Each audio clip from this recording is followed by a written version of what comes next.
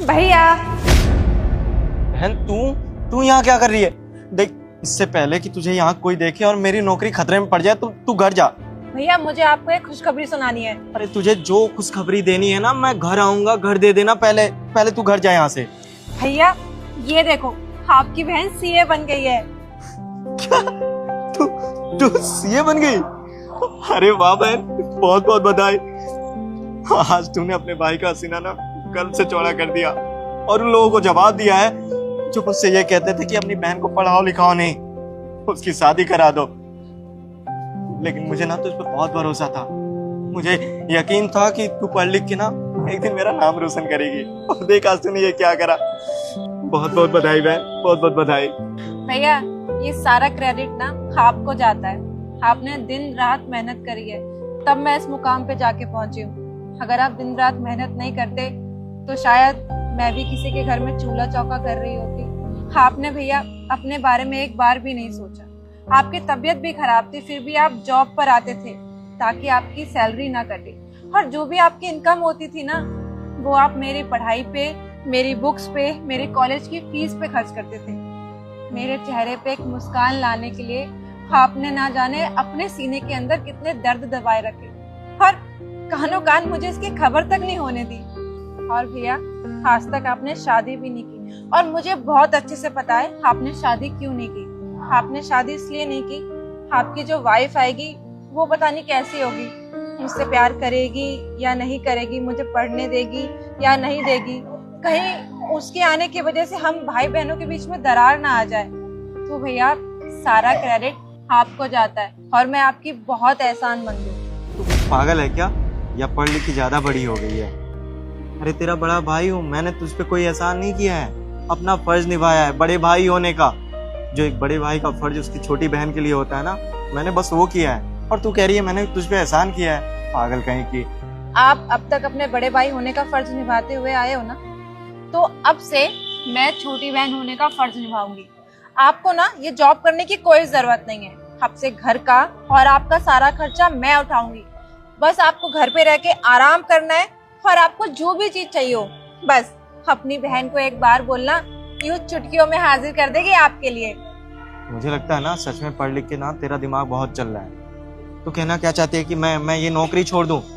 अरे लोग क्या कहेंगे कि जिस नौकरी को करके अपने बहन को पढ़ाया लिखाया सीए बनाया, आज उसकी बहन सीए बन गई तो वो नौकरी छोड़ दिया, उस नौकरी को लात मार दिया।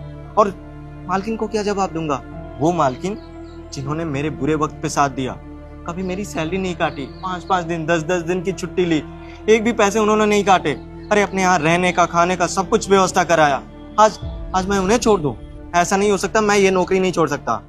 आपने तब उन 4 लोगों की बात नहीं मानी जब उन्होंने कहा था कि लड़की है, इसे पढ़ा लिखा मत, घर पे बिठा कर रख। तो आज जब आपकी बारी आई तो आपको 4 लोगों की फिक्र होने लगी। और रही बात आपकी बॉस की, आप ही तो कह रहे हैं ना कि वो बहुत अच्छी हैं और वो आपका ध्यान बहुत अच्छे से रखती हैं। तो आप एक काम क्यों नहीं करते, आपने अपनी बॉस से बात करके देखो, मुझे पूरा यकीन है वो आपकी प्रॉब्लम जरूर समझेंगे। देख तू ना मेरी छोटी बहन है, मुझसे बड़ी बनने की कोशिश मत कर। तू एक काम कर, ये पकड़, तू घर जा, मैं मिठाई लेके आऊंगा घर। ठीक है, कर ली आपने अपनी मनमर्जी। अगर आप ये जॉब नहीं छोड़ोगे तो मैं भी ये जॉब ज्वाइन नहीं करूंगी, और फैसला आपका है। अरे तू पागल हो गई है क्या? क्या चल रहा है यहाँ पे? अरे नहीं मैम साहब, हम लड़ाई नहीं कर रहे हैं। वो क्या है ना, मेरी बहन सीए बन गई है। अरे वाह, कॉन्ग्रेचुलेशन, ये तो बहुत खुशी की बात है। देविका, आज तुमने अपने भाई का सर ना गर्व से ऊंचा कर दिया है। उसके सारी मेहनत का फल आज उसको मिल गया, और मैं भी बहुत खुश हूँ तुम्हारे लिए। कॉन्ग्रेचुलेशन। लेकिन एक बात समझ में नहीं आई, ये तो बहुत खुशी की बात है, तो आपस में लड़ क्यों रहे हो? तुम्हें पता है तुम्हारी आवाज वहां तक आ रही है। अरे नहीं मैम साहब, वो तो भाई बहन है ना, तो नोक झोंक चल रहा था और कुछ नहीं। अरे आप मैम से झूठ क्यों बोल रहे हैं? मैम मैं आपको बताती हूँ, मैं ये चाहती हूँ कि भैया ये जॉब छोड़ दे। अब आप देखिए ना, भैया ने मेरे लिए इतनी मेहनत करी है, अपनी लाइफ में कितने सैक्रिफाइस किए हैं। हम मैं इतनी बड़ी पोस्ट पे हूँ कि अपना भैया और घर का खर्चा उठा सकती हूँ। अब बस मैं ये चाहती हूँ कि भैया घर पर बैठ के आराम करें और कोई भी काम नहीं करे। तो मैम बताओ, क्या मैं गलत सोच रही हूँ? बिल्कुल भी गलत नहीं सोच रही सतीश, मुझे लगता है कि तुम्हारी बहन बिल्कुल सही सोच रही है। क्योंकि एक इंसान मेहनत करता है एक मुकाम पे पहुंचने के लिए, लेकिन जब वो उस मुकाम पे पहुंच जाता है तब तो वो रेस्ट लेता है ना। मैम साहब, हमको पता है आप दिल की बहुत अच्छी हैं, लेकिन इतना अच्छा बनना भी ना अच्छी बात नहीं है। आप कहना क्या चाहती हैं कि ये सीए बन गई है तो मैं ये नौकरी छोड़ दूं, मैं आपका साथ छोड़ दूं? आपका मेरे ऊपर इतना एहसान है ना, मैं अपना पूरा जीवन भी दे दूं ना तो वो एहसान नहीं उतार सकता, तो इसलिए मैं आपका साथ नहीं छोड़ सकता। कैसा एहसान? मैंने तुम पे कब एहसान कर दिया? देविका को मैं अपनी छोटी बहन मानती हूँ, इसलिए मैंने उसके लिए पैसे दिए हैं, और वो भी तुम्हारे काम करने पे दिए हैं। तुमने इतना ओवर टाइम किया है, इतना मन लगा के काम किया है, तब मैंने तुम्हारी हेल्प करी है। इसमें एहसान वाली क्या बात है? इंसानियत के नाते हेल्प करी है। पर मैं आपका साथ नहीं छोड़ सकता मैम साहब। हमारा साथ नहीं छूट रहा सतीश, तुम कितने सीरियस हो जाते हो किसी भी चीज को लेके। मुझे बस इतना पता है कि तुम अब ये गार्ड की नौकरी तो नहीं करोगे। अपनी बहन के साथ रहो और कुछ अच्छा करो और रेस्ट करो। तुमने बहुत मेहनत कर ली अपनी जिंदगी में, और वैसे भी हमारा साथ कैसे छूट सकता है? तुम्हारी बहन ने सीए का एग्जाम पास किया है ना, तो वो किसी कंपनी के लिए तो काम करेगी, तो मेरी कंपनी के लिए काम कर लेगी, तो ऐसे हमारा साथ भी बना रहेगा और तुम्हें दुख भी नहीं होगा।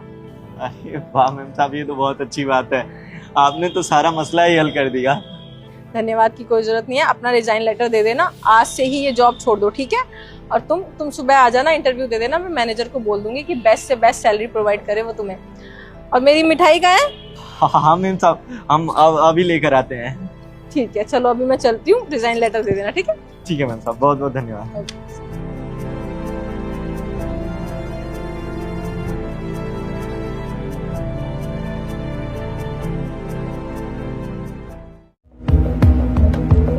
एक्सक्यूज मी भैया, ये एड्रेस। सताक्षी तुम? सूरज, तू यहाँ क्या कर रहा है? तू आज भी सड़क पर पत्थर ही उठा रहा है।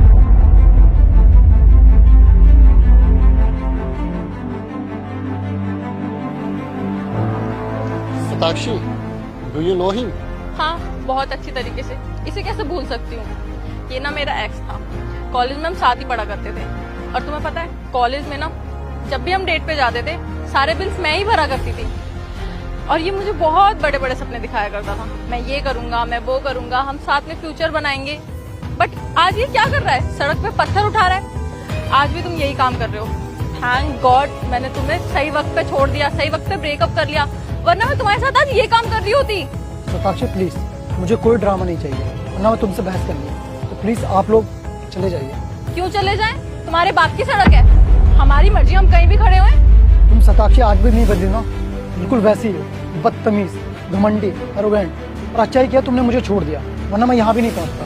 वो तो दिख रहा है कि तुम कहाँ तक पहुँच गए हो, सड़क पे थे और सड़क पे ही हो। और वैसे भी ना मेरा स्टैंडर्ड बहुत हाई है, मैंने ना आज तक तुझ जैसे गरीब बंदों को डेट ही नहीं किया, हमेशा अमीर बंदे ही डेट करें। और मेरे ना बहुत सारे फ्रेंड है, उसमें तुझे कुछ नहीं करना, बस तुझे पानी पिलाना है, और हम कभी चाय कॉफी मांगे तो चाय कॉफी ले लो, इससे तो अच्छा ही है वो काम। वैसे तुझे पता तो है ना मैं कौन सी कॉफी पीती हूँ? बिल्कुल, मुझे सब अच्छे से याद है, क्या तुम्हें पीने में पसंद है और क्या खाने में। क्योंकि मैंने तुमसे प्यार किया था, तुम्हारी तरह टाइम पास नहीं किया था। और हाँ, ना मेरे पास इतनी एनर्जी है ना इतना टाइम कि मैं यहाँ वेस्ट करूँ। जा रहा हूँ मैं। तो हाँ, एनर्जी होगी भी कैसे? तुझे ये पत्थर उठाने हैं, और आगे और भी तो पत्थर होंगे ना, और भी तो काम करना होगा। ये उस गाड़ी के पास क्यों जा रहा है? पता नहीं यार क्यों जा रहा है। क्योंकि ये गाड़ी उसी साहब की है मैडम, इसलिए उसके पास जा रहे हैं। क्या? हाँ, और आपने जिस आदमी को मजदूर समझा ना, एक पत्थर उठाने वाला, वो मजदूर नहीं, इस शहर के सबसे बड़े बिजनेसमैन है। और आपने ना जाने उस साहब को क्या क्या बोल दिया, कितना उल्टा सीधा बोल दिया, लेकिन साहब ने एक बात का भी जवाब नहीं दिया आपको। इससे ये पता चलता है कि उनके संस्कार कैसे हैं और वो आदमी कैसे हैं। सैम इधर आओ। सुनो सूरज, सूरज, वहाँ पे मुझे एक लड़के ने बताया कि तुम बहुत बड़े बिजनेसमैन हो,